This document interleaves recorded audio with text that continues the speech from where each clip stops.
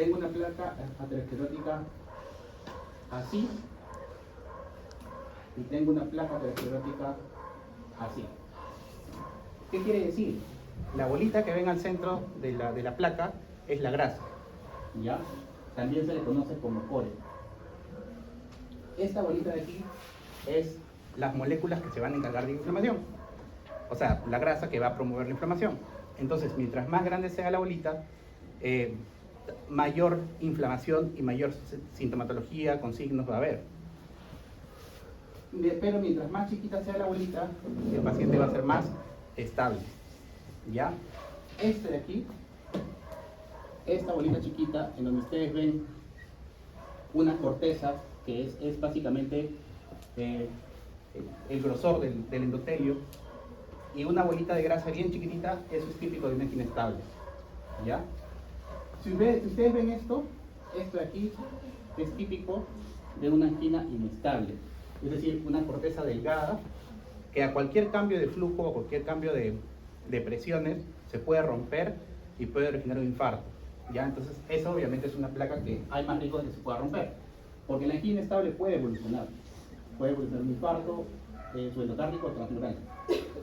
¿Y cuándo se le conoce como infarto o endocardio?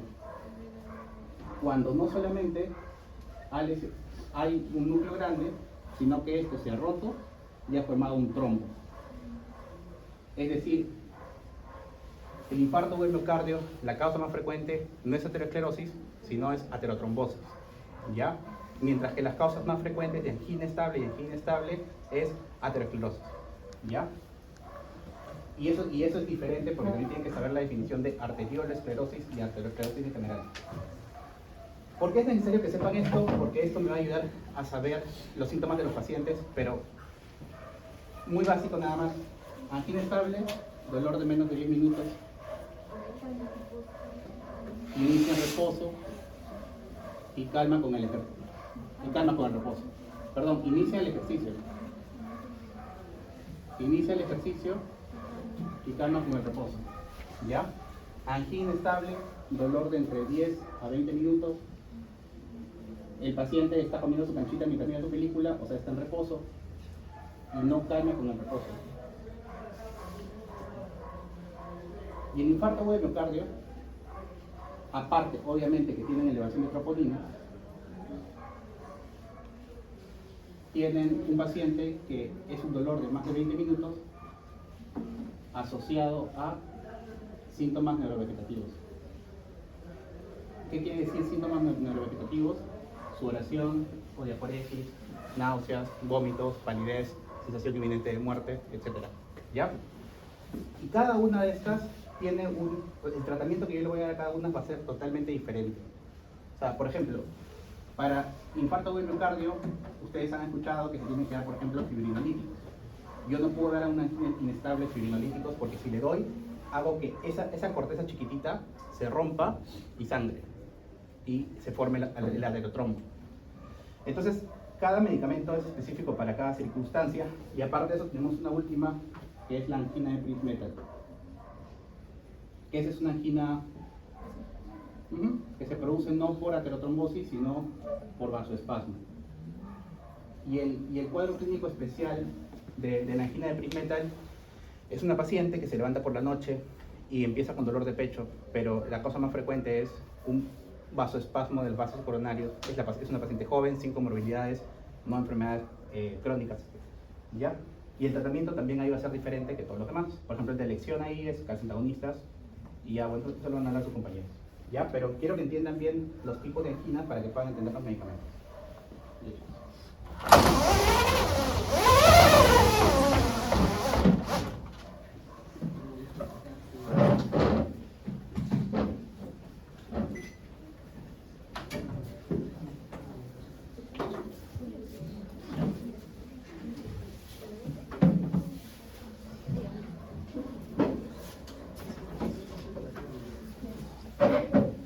Buenos días, doctor, compañeros en general. En esta oportunidad les hablaremos, nuestro grupo les hablará sobre los antianginosos. ¿Siguiente? Nuestro grupo conforme de Mena, Chuquimantari, Cristian, Medina Martínez, Merrubalia y quien les habla, Medina Martínez, Dalievich. Siguiente. Bueno, este es el índice que vamos a hablar en formas generales, como definición, clasificación, la fisiopatología y el tema de los cada uno de los tratamientos que se va a hablar, los nuevos antigenosos, indicaciones, farmacocinética y farmacodinámica, al igual que la eficacia y seguridad. Por último, bien, el resultado de aprendizaje, en formas resumidas, lo que se necesita para el estudiante es que ellos se indiquen para prevenir, diagnosticar o tratar enfermedades que pueden afectar el sistema cardiovascular, cumpliendo con estos óptimos perfiles farmacocinéticos, farmacodinámicos, eficacia y seguridad. Bien, primero entramos con la definición como tal. Recordemos que de por sí estas son enfermedades de las arterias coronarias, que afectan a las arterias coronarias. También tienen otros nombres para que, por si lo hablan, por ejemplo, como arteriopatía coronaria o cardiopatía isquémica. Después se puede referir como estos dos nombres. De por sí, una de las sintomatologías o el síndrome clínico más caracterizado es las anginas de pecho, por algo es su nombre. Estas anginas de pecho es causado normalmente puede ser dolor precordial o dolor retroesternal, que también lo llaman así, que eso se debe por esa disminución de la llegada de oxígeno a nivel del miocardio o insuficiencia de oxígeno. Normalmente o casi el 90% de las etiologías de estas anginas de pecho se debe a las aterosclerosis coronarias, que es el 99%. Otras causas también podría deberse, por ejemplo, por las estenosis aórticas, por las cardiopatías hipertróficas que hacen que se comprima y haya una disminución de flujo sanguíneo, que podría ser también, o arteritis. Pero como yo lo mencioné, el 99% de los casos se debe a esta arteriosclerosis. ¿Qué es lo que, como vemos en la imagen, de por sí, como ya el doctor de por sí lo mencionó, las placas ateromas empiezan a aumentar con este acúmulo de grasa, que es como lo que vemos acá, donde normalmente, había visto que mucha literatura decían que cuando ya pasa el 70% es que el flujo sanguíneo empieza a disminuirse. ¿Qué es lo que ocurre? Porque habían comprobado que, por ejemplo, cuando pasaba del 30% al 65% más o menos aproximadamente, mencionaban que el flujo sanguíneo seguía normal. Y cuando ya pasaba de 70 para arriba o 70 para mayor, ya se mencionaba que el flujo sanguíneo empezaba a disminuir lentamente. Entonces, por ende, se dijo que después del 70% de la obstrucción de la propia arteria, ya mencionaban con, por ejemplo, estas molestias, como en el caso de las anginas de pecho, es el dolor precordial. Que normalmente, como ya vemos aquí, que ya se aparece esa placa fibrosa, la grasa por sí, esas normalmente se llaman como anginas estables, o también pueden ser anginas inestables, y como mismo mencionó el doctor, cuando la corteza está inestable. Pero cuando ocurre esta ruptura de placa y por el mismo manera de desaparición de los trombos, podría darse como este infarto agudo de miocardio, como el lima, o por último ya la muerte súbita, que ya sería peligroso. Los objetivos, lo que se quiere lograr con estos fármacos es disminuir las demandas de oxígeno en el corazón o aumentar los suplementos de oxígeno por la vasodilatación, ya que la mayoría de los fármacos lo que va a hacer es la vasodilatación a nivel de las arterias o vasos sanguíneos por sí, para que llegue más oxígeno. Siguiente. Bien, como ya lo mencionó el doctor, las cardiopatías isquémicas se pueden dividir tanto en crónicas como agudas. En caso yo lo dividí en las crónicas como las anginas estables o normalmente las anginas típicas, que son las más comunes, las anginas prismetal y algunas lo mencionaba como hay algunas anginas iniciales, pero no están. Las anginas estables o las típicas, esto normalmente se debe a una obstrucción parcial, o sea, que sí, o sea, hay una obstrucción, pero sí normalmente puede pasar todavía el flujo sanguíneo. Esta normalmente es causada por el desequilibrio de perfusión coronaria y de la demanda, y normalmente esto aparece por un esfuerzo o por un aumento de actividad física. También se ha mencionado que puede aparecer, por ejemplo, cuando la persona tiene niveles altos de estrés, podría aparecer, ¿sí? Esto normalmente puede ser, bueno, de por sí la clínica podría durar menor a 20 minutos o 10 minutos, dependiendo, y normalmente podría sentir, por ejemplo, como estrangulamiento, constricción, presión o pesadez a nivel del corazón o del pecho. Esa sensación de presión profunda, y normalmente estas anginas estables o las típicas podrían ser con nitrotis. El caso de las anginas prismetal, como ya lo mencionó el doctor, normalmente los casos aparecen más en noche que en día, y eso más que nada no se debe por estas placateromas, se debe por esta, como podemos ver en la imagen, que se comprime o se constriñe el flujo, bueno, se constriñe de por sí la arteria, entonces obviamente el flujo sanguíneo no puede pasar correctamente durante los espasmos. Esta es una forma infrecuente de isquemia miocárdica, y como ya mencioné, puede ser más que nada por, bueno, con los tratamientos podría ser con calcio antagonistas, y normalmente, me olvidé mencionar, en caso de las anginas estables o típicas, se menciona que puede haber casos que podría presentarse con elevación de CT, pero a veces no, o sea, es variable. En las anginas Fris-Meta normalmente sí podría aparecer, por ejemplo, cuando se hace un EKG, podría aparecer esta elevación de CT irreversible. El estilizante lo mencionaba más o menos porque decían que no eran como estas clínicas o no había presentación clínica, sintomatología, pero podría ser en pacientes con diabetes o los pacientes de tercera edad. El caso de las cardiopatías isquémicas tenemos a las anginas inestables y al INF, que es el infarto agudo miocardio. Normalmente, como su propio nombre dice, es inestable, o sea, de por sí la placa es inestable, entonces en cualquier momento se puede romper o se puede causar por esta ruptura de la propia placa ateroma, como podemos observar aquí. Normalmente este puede ser mayor a 20 minutos y el dolor nos menciona que va aumentando o empeora con la frecuencia, donde obviamente que esto va a generar un flujo insuficiente de sangre. Y en este caso sí, cuando se toma un EKG podría ser esa elevación de CT por las troponinas, o la presencia de troponinas de por sí. Y de por sí, cuando sí, ese avanza podría generar o consecuente un IMA, que el IMA ya, como ya se mencionó, es esta obstrucción brusca de la arteria coronaria o aterotrombosis, porque tiene esta presencia de trombo, como ya lo vimos en la anterior imagen, y obviamente es esta oclusión total, entonces no puede pasar el flujo sanguíneo correctamente.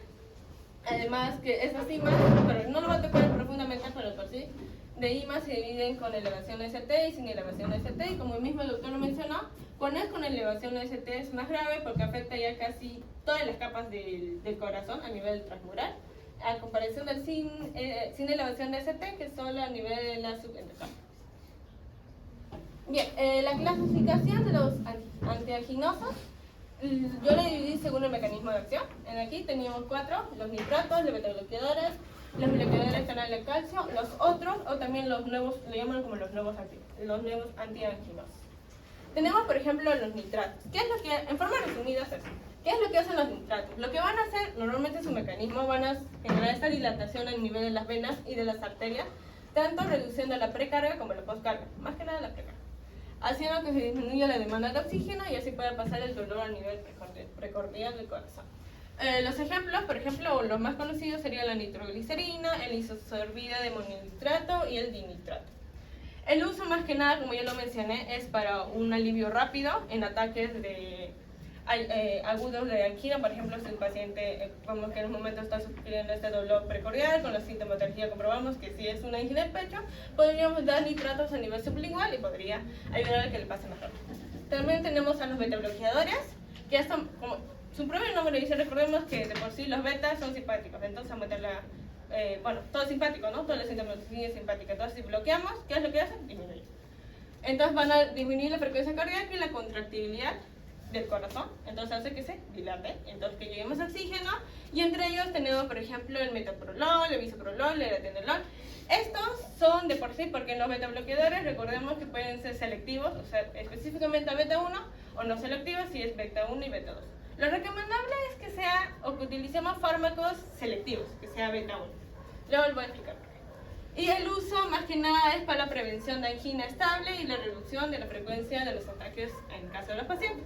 Por último, también tenemos como número 3 los bloqueadores de canal de calcio o los calcio antagonistas, que también lo llaman.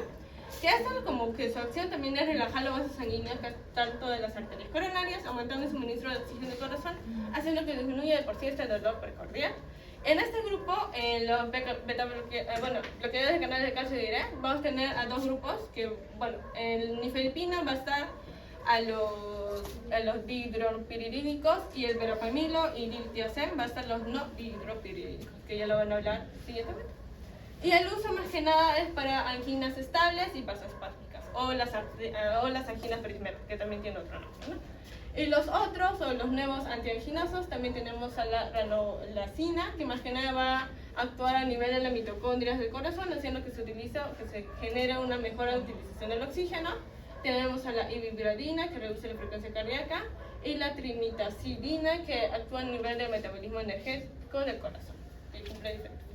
Bien, hablamos sobre la importancia del tema. Como podemos ver, aquí es la epidemiología global. Según la Organización Panamericana de Salud, la OPS y la OMS, de por sí mencionaron que las enfermedades cardiovasculares son la causa principal de disfunciones en todo el mundo. Por ejemplo, como vemos en este gráfico, lo que nos menciona, que esto nos dice que es la mortalidad por enfermedad cardiovascular en 2019, que los países que tienen más mortalidad de por sí por esos tipos de enfermedades es Haití, por ejemplo, República Dominicana, Honduras, pero en el caso de Perú, bueno, por una parte, estamos en un nivel bajo. Nos mencionan que, por ejemplo, las mortalidades cardiovasculares en este año se habían estimado entre 17,9 millones que habían fallecido en el año 2019, que representaba más o menos aproximadamente un 32% de muertes a nivel mundial. Y de por sí, recordemos, las enfermedades cardiovasculares amplían muchas enfermedades como tal, en forma global. Entonces, de por sí, la lista, o el que ocupaba el primer puesto, serían las cardiopatías isquémicas, que es el tema que justamente estamos hablando, que representaba 73.6 muertes por cada 100.000 habitantes. Entonces, que también es preocupante. Siguiente. Bien, ahora a nivel nacional. Bueno, tampoco no estamos tan sanos. Bueno. Nos mencionó que en un reportaje del gobierno nos mencionaba que las enfermedades cardiovasculares son una de las principales causas de mortalidad en el Perú, que representaba el 28% de los peruanos que sufren algún tipo de enfermedad cardiovascular. Nos mencionaban, por ejemplo, que era un mayor índice y más o menos ocupaba el tercer puesto según INEI y también según OPS o según la Organización Panamericana de Salud. Nos mencionaban, por ejemplo, que aproximadamente el 16% de la población peruana mayor de 20 años padecía de algún tipo de complicación cardíaca, que es también grave. También encontré esta revista mexicana del año 2020, nos mencionaba sobre la prevalencia de enfermedades cardiovasculares en el Hospital Nacional de Mayo de Perú, donde se realizó un estudio, más que nada en el año 2016 y diciembre de 2017, nos mencionaba sobre todas estas enfermedades cardiovasculares, donde la primera que encabezaba sería las fallas cardíacas, que representaba un 51.57%, las cardiopatías congénitas con un 27.9%, y como también vemos acá, por ejemplo, las anginas inestables, como por ejemplo aquí representa, con un 4,93%. La base fisiológica de por sí es que, como ya mencioné, o como el doctor también lo mencionó en el inicio de clase, de por sí es que afectan las arterias coronarias. ¿Pero qué tipo de arterias? ¿En qué parte específicamente? Nos mencionan que de por sí esta acumulación de plaqueteromas, como podemos ver en la imagen, normalmente el 80% aparece en las arterias coronarias derechas, que serían en este caso, las arterias coronarias derechas, o también pueden ser en las ramas interventriculares posteriores, que es propia de la arteria coronaria derecha. Y solo el 20% de los pacientes podrían presentar en las arterias coronarias izquierdas, consecuente en las ramas interventriculares anteriores. De la misma manera, como ya lo mencioné, el tipo de algunas anginas se podría presentar con cambios o alteraciones en el EKG. ¿Qué es lo que podríamos observar más o menos? Por ejemplo, cuando hay cambios, digamos, hay un placateroma a nivel de las arterias interventriculares posteriores o a nivel de la arteria coronaria derecha, que representa normalmente el mayor porcentaje de los pacientes, vamos a ver una alteración en las derivadas 2, 3 y ABF, que sería más que nada en la cara inferior del corazón. O, por ejemplo, si podría ser ese caso obsesional que representa o aparece estas placateromas a nivel de las arterias coronarias izquierdas, específicamente en las ramas interventriculares anteriores o descendentes, podríamos observar esas alteraciones, por ejemplo, entre la B1 y B4, que podría ser más o menos la cara anterior o septal o anterior. Siguiente. Bien, vemos de por sí cómo es lo que causa. Cuando ocurre, por ejemplo, este dolor por por ejemplo, al reposo o un esfuerzo de por sí, se genera una isquemia, lo que va a provocar una disfunción diastólica de por sí, consecuente a una disfunción sistólica que podría generar también disnea, o sea, esta alteración en la respiración y estos cambios en el EKG. De la misma manera, también como yo lo mencioné, puede generar, como vemos en la imagen, este paciente con este dolor retroesternal a nivel pecho, que es normalmente conocido como las anginas de pecho, puede ser tanto una disminución o una elevación de ST, de acuerdo al tipo de angina que podríamos observar.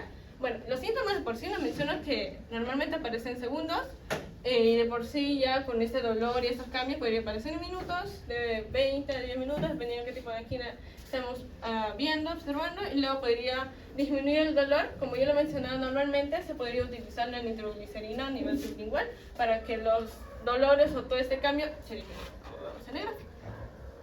¿Qué es lo que hace su mecanismo de acción en formas generales? La nitroglicerina sublingual lo que hace, por ejemplo, a nivel de las anginas estables, como ya lo he mencionado, va a generar tanto una alteración a nivel de la precarga y poscarga, más precarga. lo que va a generar esta disminución y va a generar esta disminución de la demanda de oxígeno, haciendo que el dolor disminuya poco más lentamente.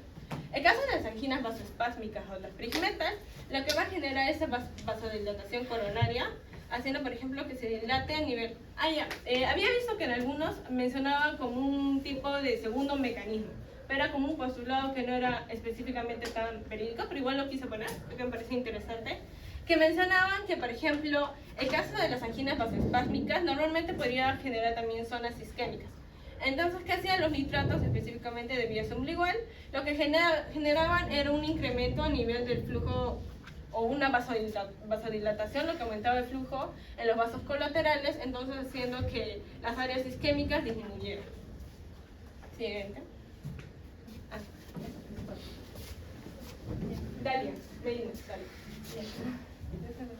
Hablando del tema... Chicos, entonces si en la parte de hipertensión les han explicado la diferencia entre, o sea, crisis hipertensiva les han explicado. Crisis, urgencia, no. ¿Y les han explicado cuál es el tratamiento para cada cosa? ¿En práctica? Tratamiento. No. Así, a fondo no. Ya, por ejemplo, si bien es cierto, los nitratos son medicamentos que se utilizan como bronodilatadores, ya les van a explicar un poquito más, y se utilizan para el tratamiento de la angina. Los nitratos también son primera elección en pacientes con emergencia hipertensiva. ¿Ya? Entonces, y eso sí es importante que lo conozcan, porque ahí no se utiliza IECA, no se utiliza ARA, no se utiliza beta-bloqueantes, ni antagonistas. El de elección es nitroglicerina endovenosa. ¿Ya? Porque, como ustedes saben, en una emergencia hipertensiva hay un incremento de la presión arterial más un daño de órgano blanco. ¿Ya? Mientras que en una urgencia no hay daño de órgano blanco, solamente hay incremento de la presión arterial por encima de 180-120, y el tratamiento de elección ahí no es captopril, sino la betalol. ¿Ya? Siguiendo iniciando con la fisiopatología. Como sabemos, sabemos que nuestra arteria normalmente va a tener tanto túnica íntima, túnica media y túnica adventicia. Entonces, lo primero que va a pasar va a ser una lesión y disfunción endotelial. Esto puede ser por varias causas. Una de ellas, por ejemplo, son los trastornos hemodinámicos, como podríamos hablar que sería la hipertensión, ya que va a haber un aumento del flujo sanguíneo, y ese aumento del flujo sanguíneo lo que va a hacer es va a generar un daño en el endotelio, ya que va a empezar a golpear con mayor fuerza las paredes de las arterias. Otra causa también que puede generar lesión y disfunción endotelial va a ser las hiperlipidemias, y que son una de las más comunes, ya que esta va a haber acumulación de lipoproteínas, principalmente del LDL, que es una lipoproteína de baja densidad. Como sabemos, este tipo de LDL va a pasar tanto el tema del colesterol en general, se va a ir o va a dirigir a las arterias en este caso. Entonces, cuando va a haber un daño del endotelio, por ende, esto no va a llegar a ser más permeable. Y al ser más permeable va a permitir, por así decirlo, el paso del colesterol a la túnica íntima, que es este espacio, medio rosado. Entonces, este paso de colesterol a la túnica íntima va a generar como un momento de mecanismo de defensa, un aumento de su tamaño de esa túnica íntima, como vemos, va a haber un grosor. Y también va a llegar a empezar a llamar a mecanismos de defensa, como van a llevar a monocitos y a plaquetas. Y por ende, esto va a haber como una adhesión tanto de estos monocitos y plaquetas. Y como sabemos, los monocitos se van a llegar a activarse transformándose en macrófagos para que estos puedan llegar a fagocitar y poder eliminar el colesterol. Lo que no saben los macrófagos es que no pueden fagocitar. Ya.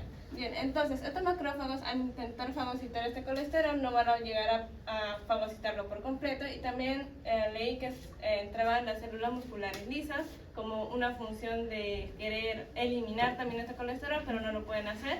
Entonces estos van a llegar a perder su funcionalidad de por sí, y se lo van a denominar como células espumosas. De la misma manera, como dije, va a haber la liberación de factores de plaquetas y macrófagos, que van a inducir también el reclutamiento de células musculares lisas.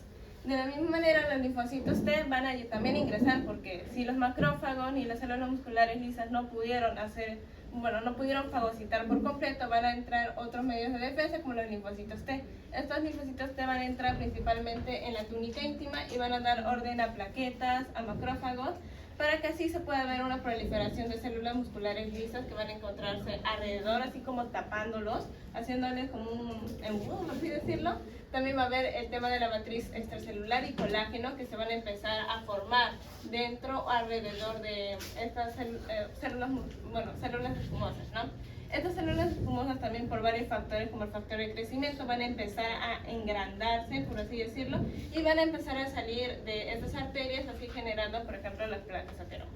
Es un resumen, súper resumen de... Bien, entonces, al tener nuestra placa ateroma nos puede generar una de estas tres. Bueno, dos, de hecho, no este. Nos puede generar una angina estable, una inestable. En general, Prismeta también leí que hay casos que puede tener el paciente placa ateroma y Prismeta, pero no están relacionados de por sí. En anginas inestables, como ya lo mencionó mi compañera, sabemos que esto va a ser por disminución del flujo sanguíneo o perfusión coronaria. Eso principalmente lo que puede generar primero al inicio va a ser hipoxia y luego una isquemia miocárdica. Como sabemos, vamos a tener nuestra capa del corazón que va a ser el endocardio, miocardio y epicardio. Entonces tenemos a nuestra arteria. Nuestra arteria, al ocluirse, por así decirlo, la luz mayor al 70%, ya va a empezar a generar hipoxia. Entonces los primeros que van a llegar a sufrir, por ejemplo, van a ser los últimos que reciben irrigación, ¿no? Que sería el endocardio, luego el miocardio y el epicardio. Bueno, si esto no se llega a tratar rápidamente. Como sabemos, la sintomatología va a empezar a dar porque ya va a haber un aumento de demanda de oxígeno en el miocardio. Esto principalmente es cuando el paciente va a empezar a hacer, por ejemplo, ejercicio físico o el tema del estrés. Y por ende va a empezar a dar las manifestaciones de la angina de pecho, como ya lo dijeron, que son el dolor torácico, opresivo, precordial y que se puede irradiar al brazo izquierdo durante dura durante menos de 10 minutos. Esto principalmente se suele calmar, por así decirlo, en reposo o también con nitroglicerina, pero principalmente es en reposo. Las anginas inestables, como dijeron, y su mismo nombre dice, ya son las placas que son inestables de por sí. Entonces esto también, como decimos, puede llegar a generar ruptura de placa y por ende puede generar trombosis, que esto ya sería consecuente de un IMA, ¿no? Y obviamente esta sí puede ocurrir en reposo y estas son más severas.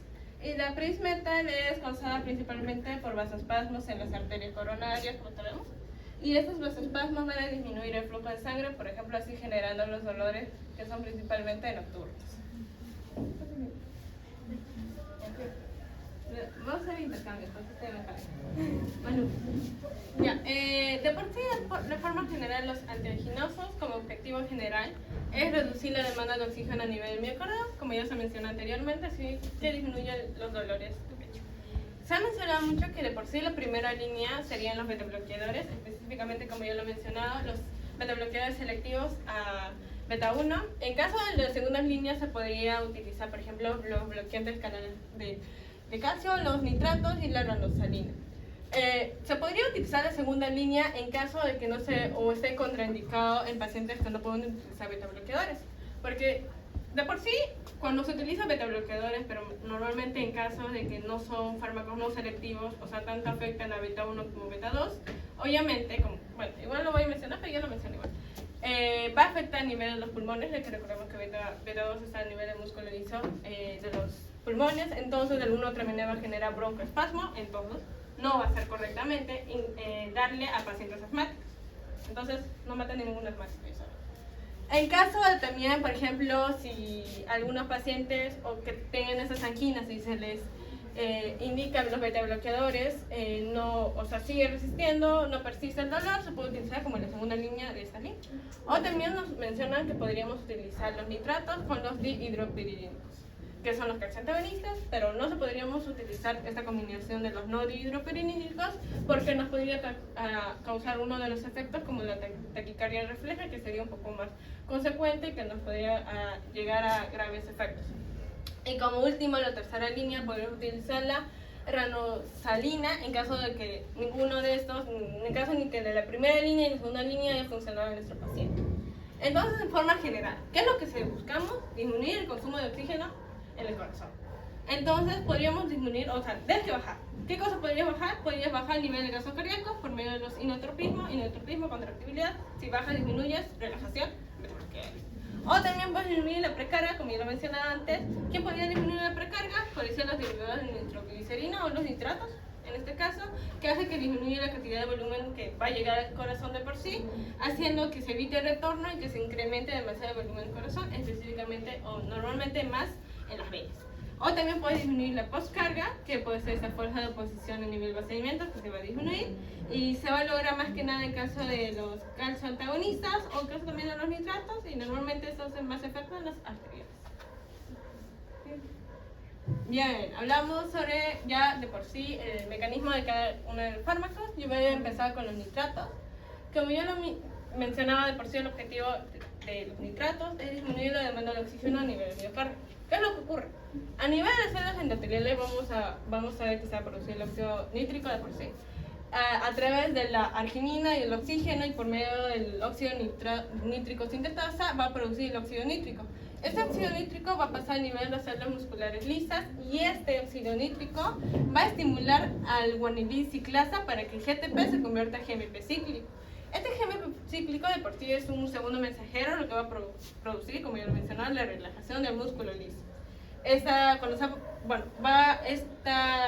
Cuando el estímulo este guanilil ciclasa hace que se aumente el GMP cíclico, y ya se aumente esta vasodilatación por esta estimulación a nivel de las venas o a nivel de las arterias.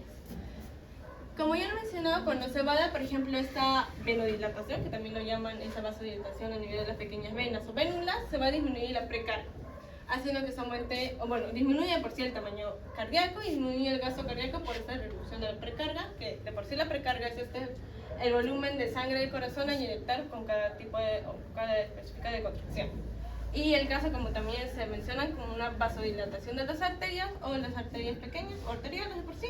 Esto van a provocar una disminución de la postcarga, que es esta presión contra el trabajo para poder inyectar la sangre. Y cuando se disminuye de por sí la postcarga, pues también va a hacer que se genere esta disminución de la resistencia vascular periférica, haciendo que también se disminuya el tamaño del corazón.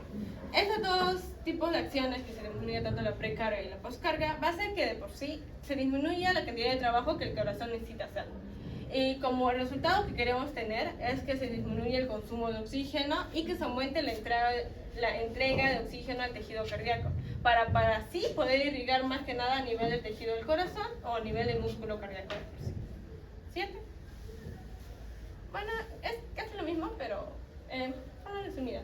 Lo que pasa es que, como por ejemplo, cuando introducimos la nitroglicerina de por sí se va a metabolizar por la deshidrogenasa aldehído. Entonces se convierte en óxido nítrico, y este óxido nítrico, como ya lo he mencionado, estimula al guanilato ciclasa. Estimula guanilato ciclasa, hace que aumente el AMP cíclico, que se convierte de GTP a GMP, hace que se active la proteínquinasa. Y también, que cumple varias funciones, por ejemplo, a nivel de estos receptores, que sería la subunidad alfa-1, beta-1, alfa-1 y beta-1. ¿Qué es lo que pasa, por ejemplo, en alfa-1? Que va a generar esa desfosforilación a nivel de las cadenas ligeras de miosina, lo que va a generar esta relajación a nivel del músculo, que nos da como esta función de que pasa, por ejemplo, para el dolor de las anginas. Sin embargo, también nos mencionan que podría tener cierto efecto en las disfunciones eréctiles y en la hipertensión pulmonar. El caso también puede actuar a nivel de alfa-1 y beta-1, que puede generar también inhibición de las plaquetas. Entonces, por ende, podría ayudar a nivel de la aterosclerosis o a nivel de los trombos. Siguiente. Ya. Como ya lo mencioné, de por sí, como afecta también este tipo de receptores o subunidades, podría tener cierto efecto de disfunción eréctil. Entonces yo podría decir, entonces si el paciente tiene disfunción eréctil y sufre angina inestable, mejor le doy. Entonces, de por sí, está contraindicado. Tú no puedes combinar, por ejemplo, los medicamentos más recomendados para dar, en este caso, de disfunciones eréctil, sería el dinelfalino, que sería, entre otros, que mejoran de por sí. Pero si tú combinas, por ejemplo, esta nitroglicerina con este sildenafilino, lo que va a generar es que el bloqueo de la fosfodiesterasa 5, que se actúa principalmente a nivel de la disfunción eréctil de la próstata, lo que va a provocar que no se genere GMP cíclico, o que se acumule de por sí, y de por sí los RAS más fuertes sería la caída excesiva de la presión arterial, el infarto de miocardio y la muerte. Entonces, por ende, tampoco lo podemos combinar por ese tipo de reacción. Falta. También nos menciona que está contraindicado en infartos ventriculares derechos, ya que esos son, como ya lo he mencionado, por sí los nitratos hacen que haya un cambio rápido de la precarga y postcarga, una disfunción. Entonces, cuando hay ese cambio rápido o sensitivo, va a generar que se producen unas severas hipotensiones. Por ejemplo, en este caso también no podemos dar en caso de pacientes que tengan infarto ventricular derecho o con estos relacionados a ello. ¿Sí? Sí, ahora sí. Allá.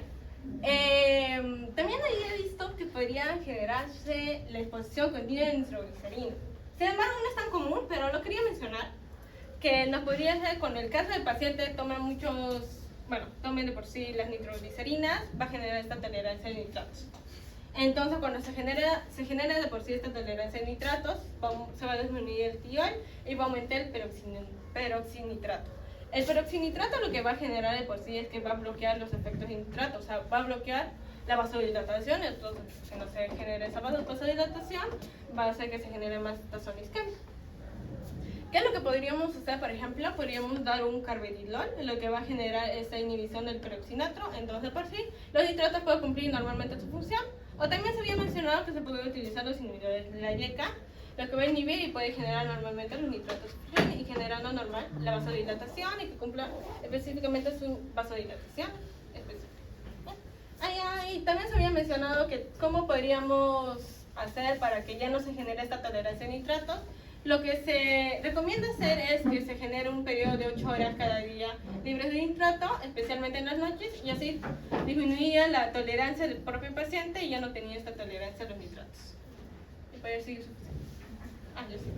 Ya, bueno, empezamos luego con otro grupo de fármacos que serían los beta bloqueadores. De por sí, como ya lo mencionaba, estas son de primera línea. Ahora voy a explicar por qué serían de primera línea. Estas son de primera línea porque va a cumplir dos funciones importantes, que casi los otros fármacos no tienen tanto, que va a disminuir la presión arterial y va a controlar los dolores de angina. Se menciona mucho porque cuando aumenta el llenado histólico, así puede irrigar normalmente a la mayoría de las arterias coronarias. Nos mencionan que también el uso prolongado no va a generar tolerancia a comparación de los nitratos, como ya vimos, a su efecto antiaginoso, pero sí podría generar dependencia física. Entonces, por ende, también tenemos que ver bien si en el caso de que el paciente tome mucho tiempo beta bloqueadores, tú quieres suspender de por sí, debes que suspender poco a poco, no bruscamente, porque podría generar otros efectos que podrían ser más perjudiciales para el paciente.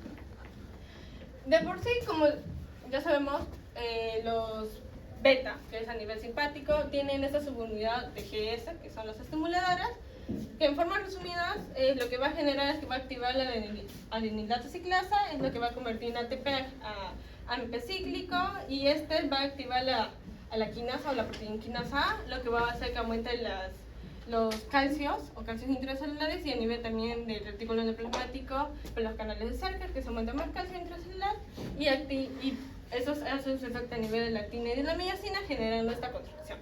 De por sí, como ya sabemos, el propio nombre dice beta, lo bloquea. Entonces, de por sí, esta función no se va a dar. Entonces, no se va a dar contracción, se va a dar vasodilatación, que es lo que queremos normalmente en este tipo de fármacos. Como ya he mencionado, se menciona más que nada que sean más selectivos, como ejemplo el atenolol, el acetolol, o entre otros, en vez que los fármacos no selectivos, ya que se podrían generar un poco más daño en caso de los pacientes asmáticos. También nos mencionan, por ejemplo, había visto que el celiprolol, que es un beta bloqueador selectivo, nos mencionaba que tenía una actividad simpática intrínseca. ¿Qué es lo que ocurre? Esto es dosis dependiente, o sea, dependiendo de la dosis podría tanto aumentar o reducir la frecuencia cardíaca. Entonces no es tan recomendable, ya que podría generar arritmias y también podría empeorar los cuadros de angina. Entonces, tómalo en cuenta también, ¿no? Pero no darlo. ¿Sí? Ya. Como ya lo he mencionado, bueno, de por sí esto es un gráfico bonito de los receptores adrenérgicos, entendible. Ya esto se liga más que nada a la proteína GS, estimuladores, que por sí contraen. El beta 1 está a nivel del corazón y el beta 2 a nivel de los músculos, específicamente de los bronquios, broncodilatación. Entonces, como yo lo mencioné, cuando hay un fármaco que utiliza tanto beta 1 como beta 2, va a generar broncoespasmos porque actúa a nivel del músculo y broncodilatación, su contrae, broncoconstricción. Por ejemplo, como es un caso del labetalol, que es un tipo de fármaco que actúa tanto en beta 1 como en beta 2. Y bueno, ya no mencioné nada más, creo que sería preguntar. Ya, entonces, ¿qué es lo que deseamos con los beta bloqueadores de por sí? Va a disminuir 5 funciones. el cronotropismo negativo, entonces va a disminuir la dilatación de por sí, haciendo que, bueno, se genera dilatación, porque el cronotropismo es contracción, se dé la dilatación, entonces que pase más oxígeno y genere la disminución del dolor. El cronotropismo negativo también va a tener una función antiarrítmico, inotropismo negativo y antiisquémico. Y el caso también se menciona que estos betabloqueadores pueden ayudar a nivel de la demanda del oxígeno de isquemia, o sea, va a ayudar a que ésta se mantenga en equilibrio. Que tanto la demanda de oxígeno, que podría hacer que disminuya la frecuencia cardíaca, la postcarga, la disminución de la postcarga a nivel del estrés parietal, como ya lo mencioné, la contractilidad, el consumo de oxígeno, y también hace que se genere tanto una demanda como un aporte, se genere en un equilibrio para que tampoco no se dé tanto ni más ni menos. Entonces podrían generar que se disminuyan esta fuerza de contracción, entonces que genere más oxígeno y no tenga el paciente estos dolores anginosos, pues, ¿no? Que es la angina de pecho. ¿Sí? Bueno, ya, ahora sí, yo bloqueadores de canales de calcio. Los bloqueadores de canales de calcio, recordemos que estos van a dividirse en dos grupos, los dihidropiridinas y los no dihidropiridinas. Para ver sus diferencias entre ellas, vamos a ver que los dihidropiridinas principalmente, bueno, en general los dos van a bloquear el calcio de tipo L. Principalmente las dihidropiridinas van a ser más selectivas a vasos sanguíneos, mientras que las no dihidropiridinas van a ser más selectivas, por ejemplo, a nivel cardíaco y también tiene selectividad a vasos sanguíneos, pero llega a ser menor. Como sabemos, en los medicamentos de las dihidropiridinas tenemos a todos los pinos, amlodipina, felodipina. Mientras que en las no dihidropiridinas vamos a hacer que esta acción, por ejemplo, como el dialtazem o el verapamilo, van a llegar a disminuir tanto la contracción, la frecuencia cardíaca y van a disminuir la conducción. Bien, entonces su mecanismo de acción principalmente va a ser por tres maneras. Una de ellas va a ser relajación del músculo liso vascular.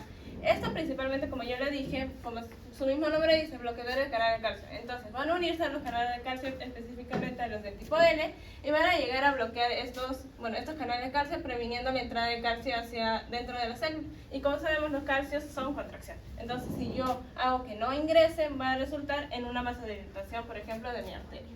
Otro efecto que llega a tener también van a ser los efectos inotrópicos negativos. Principalmente, como sabemos, la disminución del calcio va a ser durante la fase de la meseta de la potencial de acción. Y van a bloquear los nodos sinusal y auriculoventricular. Esto sí, también de la misma manera reduciendo la frecuencia cardíaca. Recordemos que estos bloqueadores de canal de calcio van a llegar a ser vasodilatadores, principalmente disminuyendo el tema de la postcarga. Ya. Como dije, estos son dilatadores arteriales.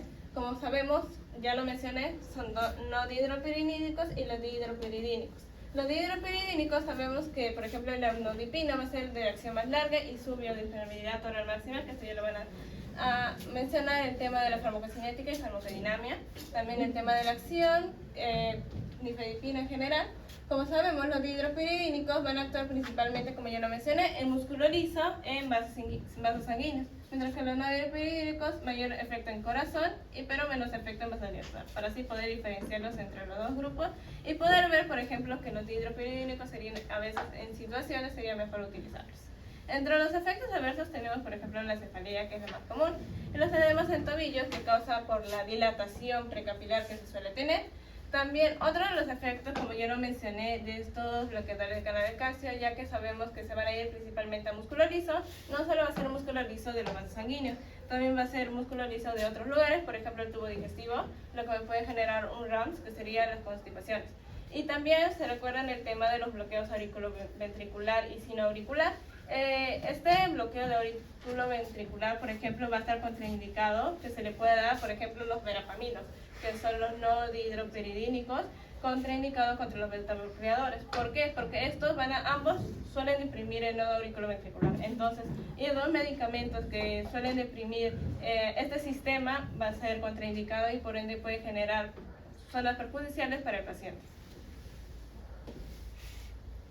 Bien, entonces, en un paciente que puede ser tanto una angina vasoespástica, que es la angina de Prince-Metal, los bloqueadores de canales de calcio van a generar, como ya sabemos, la relajación de estos espasmos de las arterias coronarias. Entonces, al tener esta relajación de los espasmos de las arterias coronarias, me va a permitir tanto una mayor entrega de oxígeno, así haciendo que pueda disminuir, por ejemplo, toda esta sintomatología.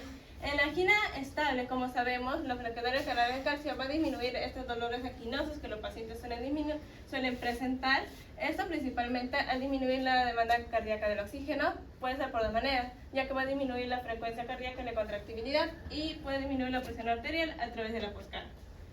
Y como sabemos, en general estos beta-bloqueadores de canales de calcio van a hacer elección, como dijimos, de las anginas de Prince-Metal, como sabemos, o las vasospásmicas, juntos a nitratos en general. Y como sabemos, en resumen, estos bloqueadores de canales de calcio van a disminuir el consumo de oxígeno por disminución de las presiones arteriales en general. Bien, el uso de los bloqueadores de canales de calcio, como sabemos, también se puede llegar a utilizar para el tema de la hipertensión leve moderada, que son de primera línea, las urgencias hipertensivas como la difenipina oral, emergencias hipertensivas como un fármaco de elección. También se suele utilizar para fármaco de elección de la enfermedad de Raynaud.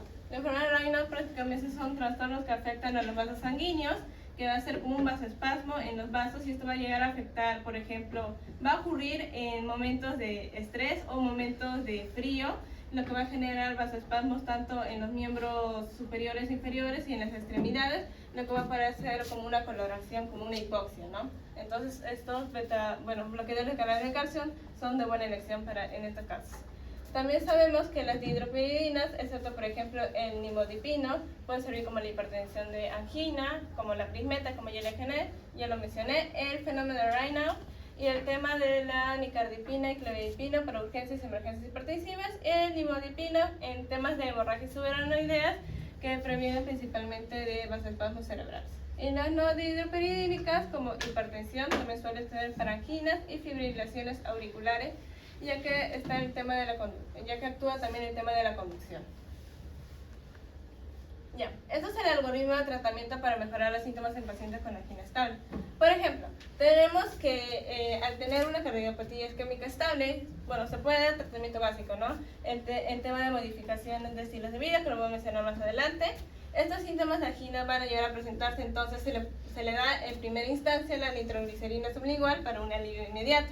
Y luego, como primera línea, como ya le llegó a mencionar mi compañera, se va a dar unos beta-bloqueadores. Entonces, si este alivio es inadecuado después de ajustar las dosis de beta-bloqueadores, se puede dar dosis diaria ajustable tanto en nitratos de acción prolongada, o se puede dar bloqueadores de canal de calcio. Y si este alivio llega a ser inadecuado, tenemos una tercera opción, que se le va a dar la ranolazina, que eso van a ser medicamentos nuevos antianginosos, que lo voy a llegar a mencionar más adelante.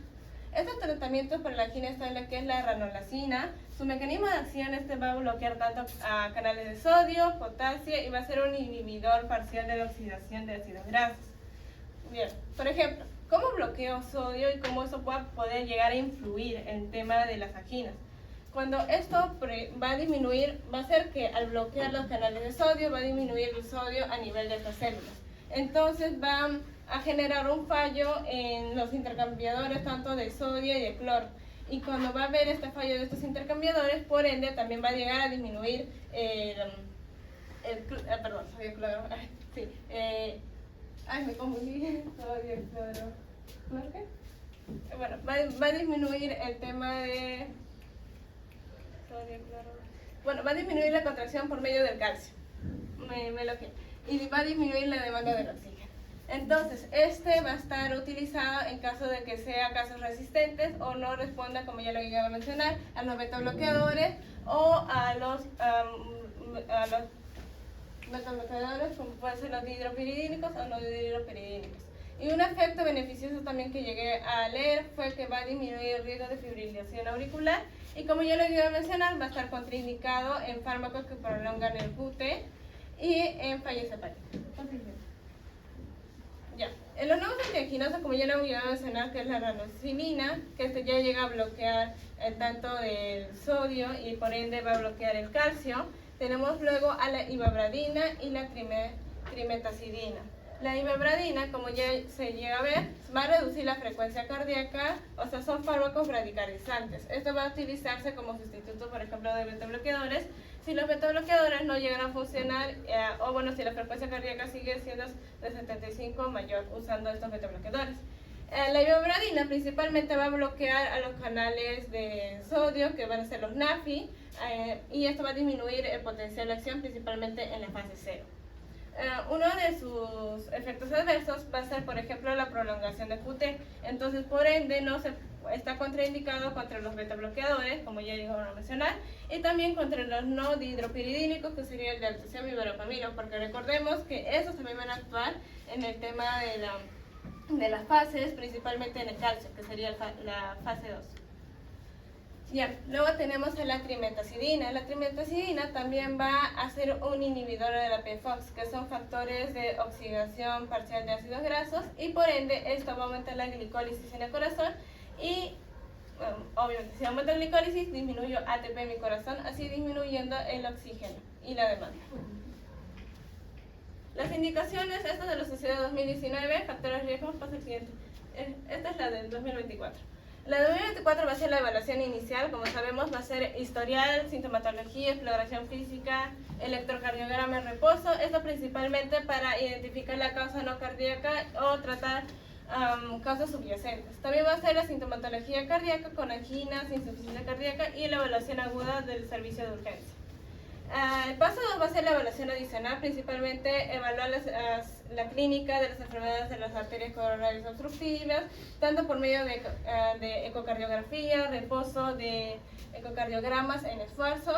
El paso 3 va a ser la confirmación de diagnóstico y estimación de riesgos de eventos, ya que se van a recomendar pruebas no invasivas en función a la probabilidad clínica, la disponibilidad, experiencias locales y características del paciente que llega a preferir. Y en el paso 4, que va a ser el tratamiento, puede ser, por ejemplo, la revascularización, si está en alto riesgo de eventos adversos, o el tema de tratamiento médico dirigido por el tema de las guías, si no alivia los síntomas. Esta es la estimación de la probabilidad clínica de la enfermedad coronaria obstructiva, donde va a ser principalmente que va a estar medida por puntos, por ejemplo, características del dolor torácico. El tipo y la localización, por ejemplo, si está localizada retroesternalmente cuello mandíbula, puede o hombro y brazo, corresponde a un punto. Si esto llega a ser agravado tanto por temas físicos o emocionales, llega a corresponder a un punto, y esto si se luego estar aliviado, puede ser por tema de reposo nitratos en 5 minutos, un punto. Asimismo, las características de la disnea, como la falta de aliento y dificultad para recuperar aliento agravado en temas de esfuerzo físico, van a ser 2 puntos. Y la puntuación de la sintomatología principal en temas de dolor torácico puede ser de 2 a 3 y la disnea en 2 puntos. Bueno, estos puntajes en general, aparte de los antecedentes familiares, ya que recordemos que esto es importante, el tema del tabaquismo, la dislipidemia, hipertensión y diabetes, todo esto va a generar para poder colocar en tema de los puntos. Por ejemplo, nuestro paciente tiene 2 puntos, entonces, ¿es hombre o mujer? Porque tenemos que seleccionar los diferentes géneros, y también el tema de la edad, que puede corresponder desde los 30 hasta los 80 años. Si llega a colocar en un color azul, este corresponde muy bajo, en verde bajo y en amarillo moderado. De la misma manera que tenemos en la clasificación clínica del dolor torácico, como ya lo iba a mencionar, que va a ser la típica, la confirmada, la más común, que se va a cumplir de las 3 siguientes características, como malestar retroesternal causado por ejercicio y estrés, la típica de las 2 características, y dolores no torácicos que cumple con ninguna de las arterias, ninguna de las características citadas. En la clasificación de severidad va a ser la clase 1 a la clase 4, la 1, la actividad normal que no causa angina, por ejemplo, puede ser angina secundaria a ejercicios extenuantes o prolongados. La clase 2 va a ser una ligera limitación de la actividad normal, por ejemplo, la angina se va a presentar al subir o andar escaleras o ejercicios después de las comidas.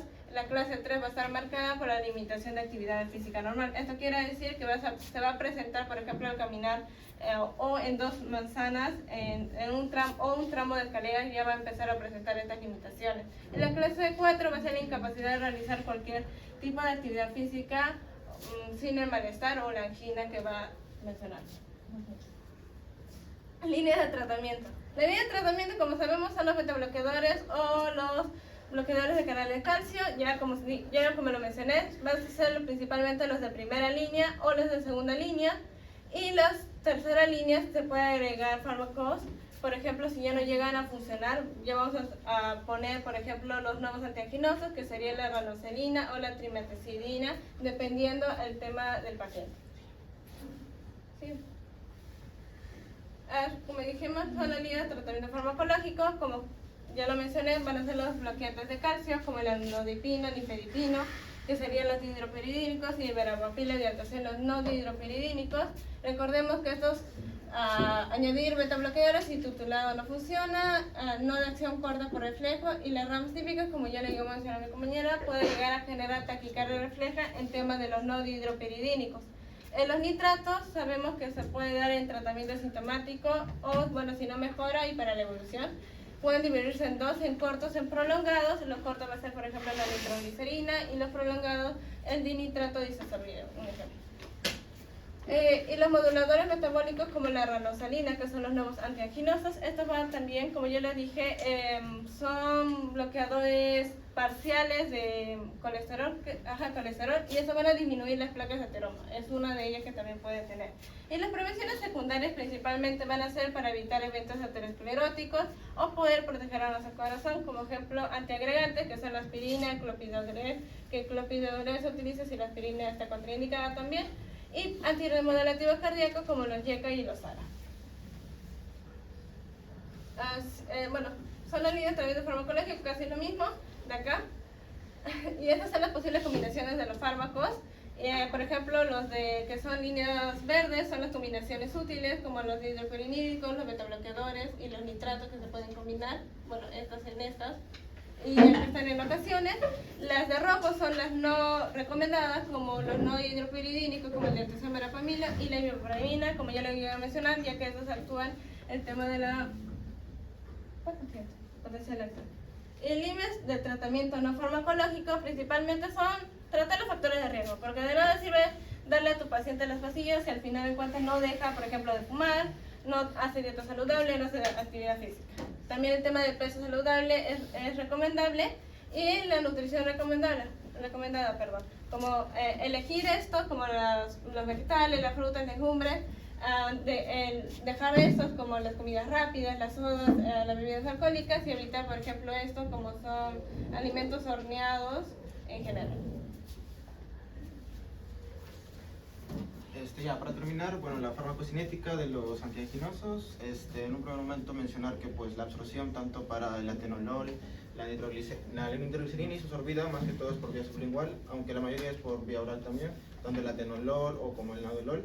La distribución, por un lado, es el atenolol, que va a ser por una baja fijación de proteínas plasmáticas, no se va a unir o no va a atravesar el sistema nervioso simpático, el central, perdón, y no va a penetrar a los tejidos. Por otro lado, la isosorbida sí, ya que tiene una alta liposolubilidad. Y la nitroglicerina sí va a distribuirse ampliamente por el cuerpo debido a esa unión a proteínas plasmáticas. El nadolol, por su baja liposolubilidad, tampoco no va a poder ingresar al sistema nervioso y tampoco va a penetrar los tejidos, ¿no? Y también tiene una baja unión a proteínas plasmáticas. El metabolismo va a ser, tanto la atenolol, isosorbida y nitroglicerina va a ser de tipo hepático, mientras que el nadolol no va a sufrir esa biotransformación o no se va a metabolizar en el hígado. Y la excreción, más que todo, de la mayoría es pues por excreción renal. Y lo más principal acá a recordar es pues su principal vía de excreción renal, y la vida media, por ejemplo, del isosorbida es de 1 hora por vía sublingual, o por vía oral, que va a ser más de 3 horas. Y la nitroglicerina tiene una vida corta de 1 a 7 a 8 minutos. Sí. Ahora los bloqueadores de los canales de calcio tenemos al nifedipino, al nodipino y el diltiazem. La absorción de estos va a ser absorción rápida por vía oral. Su distribución, en todos va a haber una unión alta a proteínas plasmáticas, lo cual va a hacer que se distribuya ampliamente. Su metabolismo de todos va a ser de tipo hepático, y la excreción va a ser de tipo renal, donde lo más importante a recordar es que el nodipino tiene un mecanismo de acción, una duración de acción más de 24 horas que los nifedipino o el diltiazem.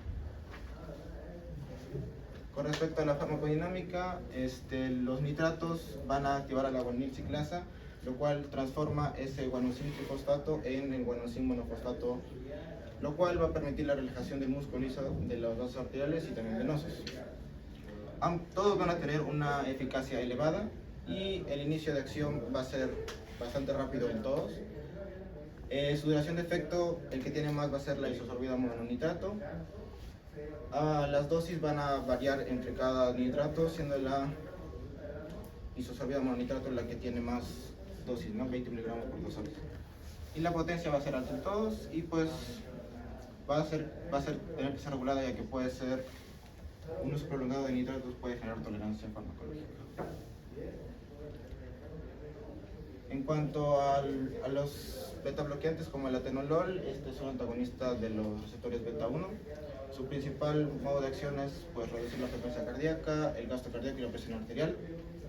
El nifedipino, el nalodipino y el IDC, que son los bloqueadores de los canales de calcio, que actúan sobre el músculo liso y células cardíacas. Ambos tienen diferentes modos de acción. El nifedipino disminuye la resistencia vascular y la fuerza cardíaca y la frecuencia cardíaca.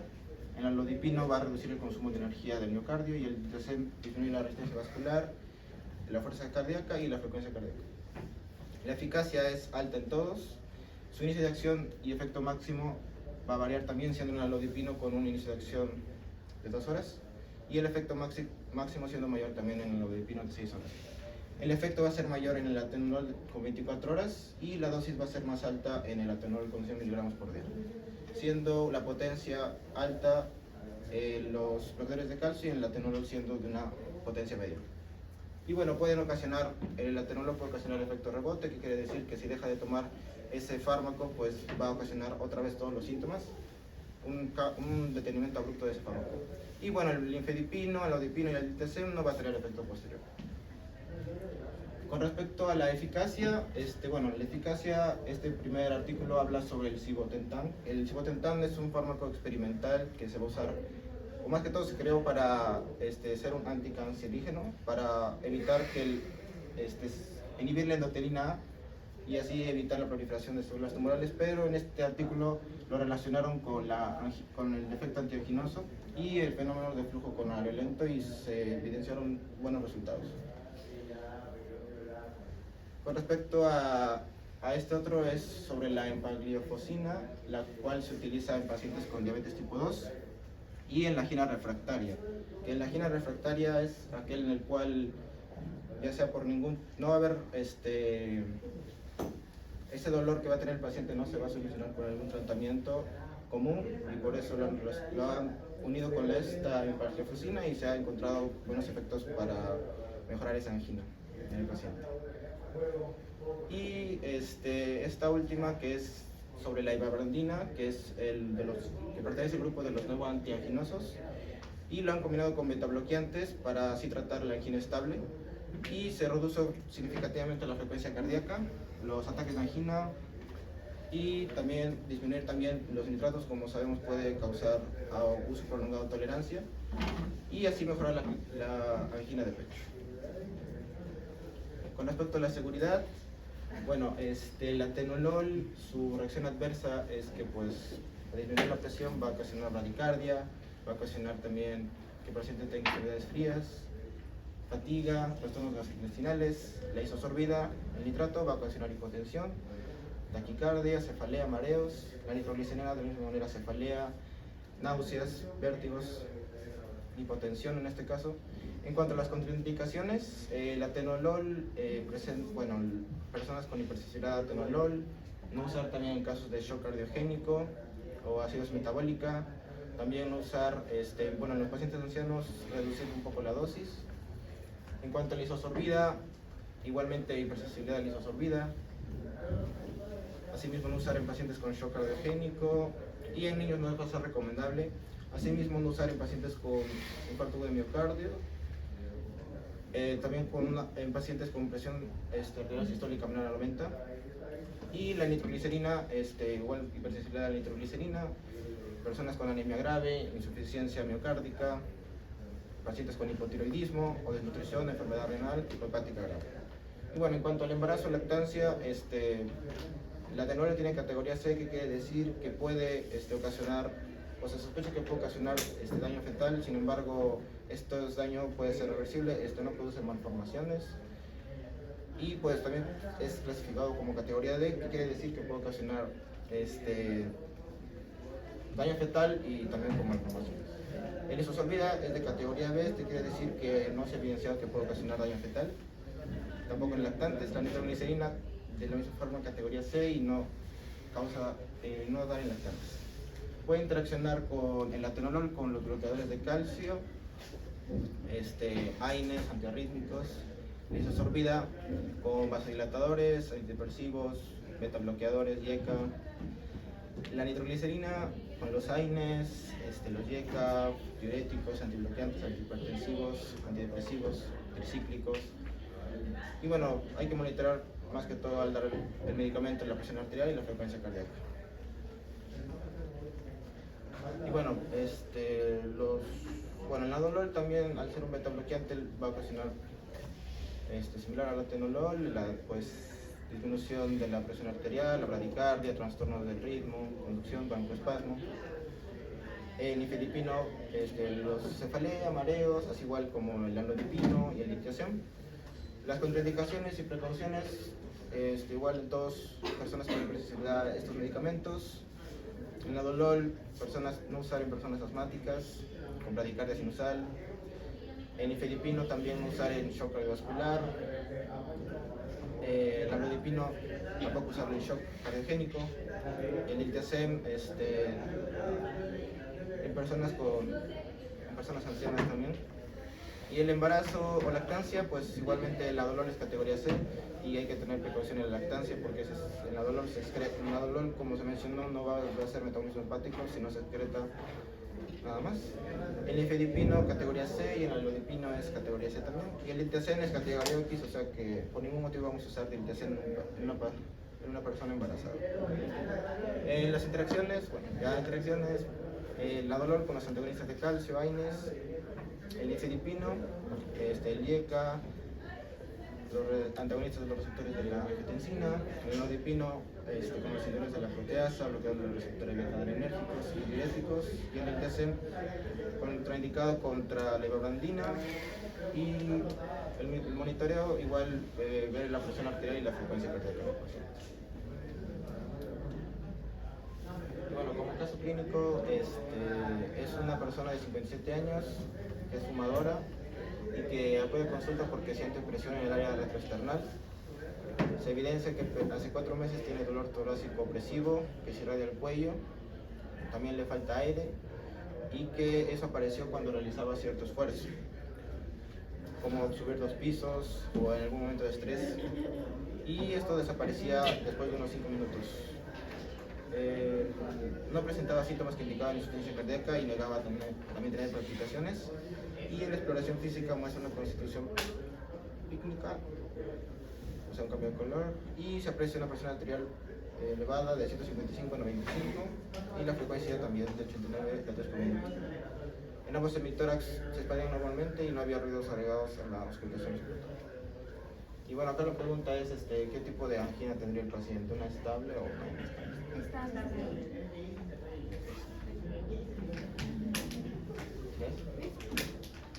Bueno, nuestra referencia bibliográfica. Eso sería todo, gracias.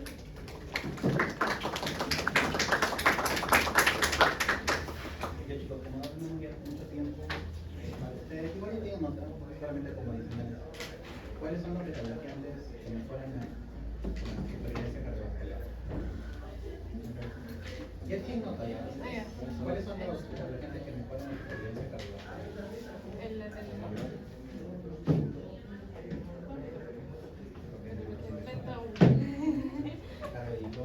La selectiva. Sí. ¿Qué es la enfermedad de Lewis? La enfermedad de Lewis.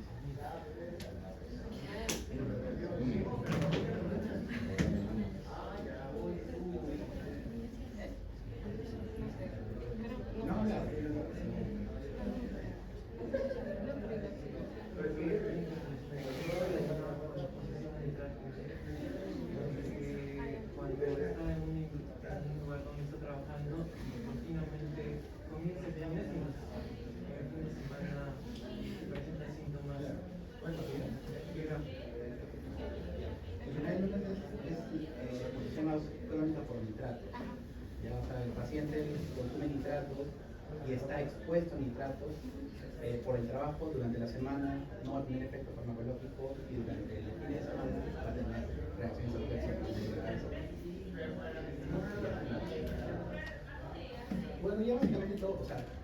cuando hablamos de medicamentos que pueden ser metabloqueantes, dietas, antagonistas, hablamos de lo que puede producir sobre el flujo cardíaco. Por ejemplo, ¿por qué uso metabloqueantes? Ya se hizo mañana, mejora la perfusión de oxígeno al corazón. ¿Por qué uso nitratos? Porque es un venodilatador y dentro de todas sus funciones mejora el retorno cardíaco, por lo tanto mejora la perfusión sanguínea.